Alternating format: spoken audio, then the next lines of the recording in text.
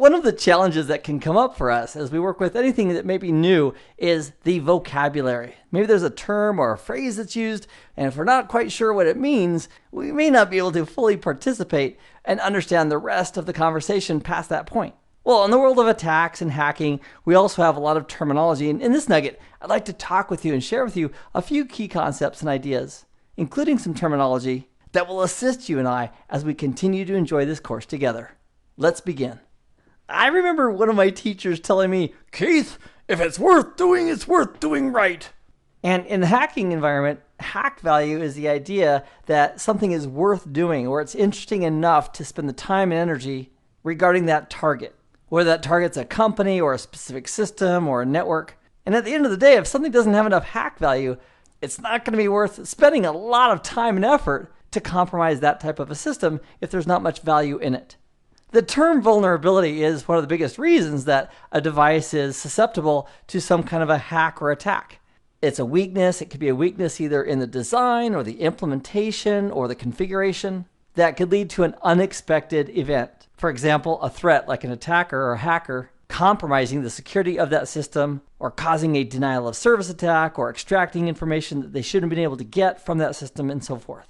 And if an attacker does leverage an attack against the system and it's successful, the breach or the compromise of that system could be referred to as an exploit.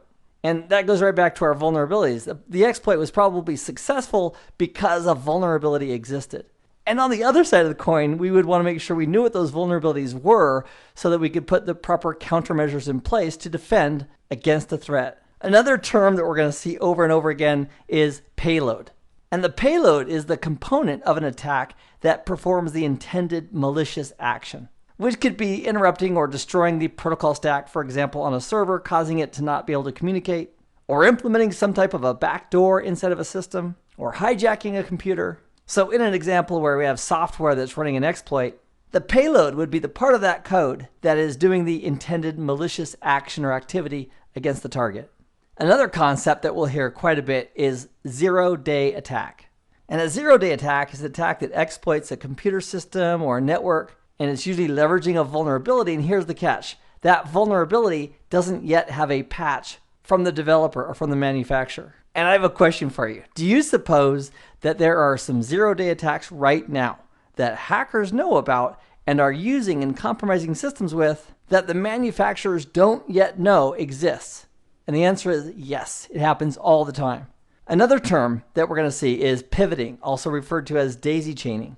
And with daisy chaining or pivoting, it involves getting access to one network and or computer and then using that information from that one device to basically turn and do further investigation on other devices.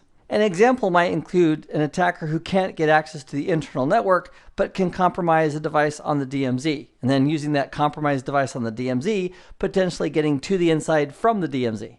Another concept is doxing, which is publishing personally identifiable information, called PII for short, about an individual, which can be collected from publicly available sources, for example, databases and social media and so forth, which is another great reason to be very careful about what information we put out there in the public space. And then last but not least, we have a bot. And a bot is a software application that can be controlled remotely to execute or automate a predefined task. For example, a botnet is a collection of computers that have malicious software running on them that can then be orchestrated as a group to launch an attack. And that can be very tough to defend against. For example, if there's 10,000 computers all sending ICMP echo requests over and over and over again to a specific target or set of targets, unless somebody is doing filtering of certain types of traffic, it's very likely that's going to overwhelm the capacity and the bandwidth for those sites. And that alone could cause a denial of service attack for individuals who otherwise should have access to that system, just from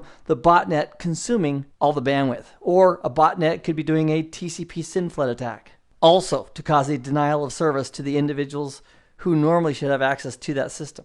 And we'll take a closer look at each of these types of attacks and how to do them as we proceed through this course. In this nugget, by looking at a few of the terms that are common to the world of hacking and attacks, we can be more familiar with those terms and what they mean as we continue to use them as part of our discussion as we go through this course together. And until the next nugget, I hope this has been informative for you, and I'd like to thank you. for viewing.